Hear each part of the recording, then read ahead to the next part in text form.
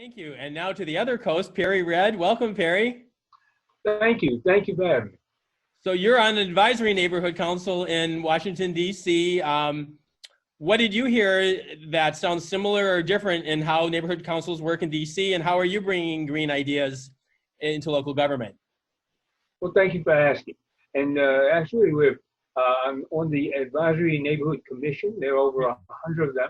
And much like Ms. Mead brought forth, we operate in an advisory capacity, which is somewhat problematic.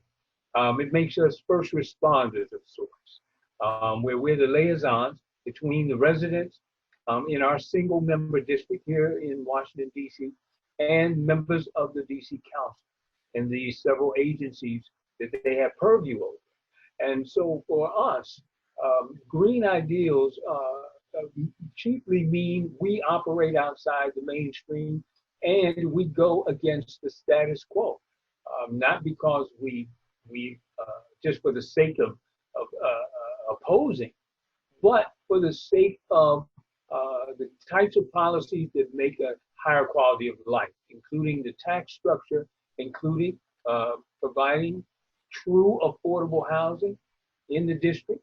As a matter of fact, our party was the party that brought forth a living wage when others were scared to touch it. And now a living wage is a part of DC's minimum wage. We were one of the first jurisdictions in the DC metro area to bring forth the $15 an hour minimum wage. And I'm proud to say that our campaign in 2013 was the first campaign to boldly step out there and call for the council to do that.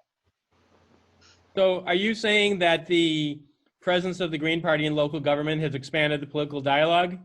Oh, without question. And many on the council, they admit to that today.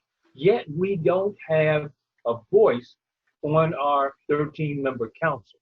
And that's problematic. As a matter of fact, out of the 100 or so commissioners that we have in the district, I am the only Green Party affiliated representative that's been elected. That's problematic. And so I'm hoping that the national party would do more to support us right here in the district, one of the most important jurisdictions in the country, being that we have one of the highest cost of living. We have the 4th highest paid council in the country. That's problematic to me. And we win the war of ideas. That's the bottom line. Well, speaking of the national party and national issues, the Green Party in DC is called the DC Statehood Party. Why is that? And have Greens been out in front on that issue as well? Well, that's a story all its own. In 1971, Washington, D.C., at the time predominantly black city, majority black city, did not have the same rights as all other Americans. The same situation exists today.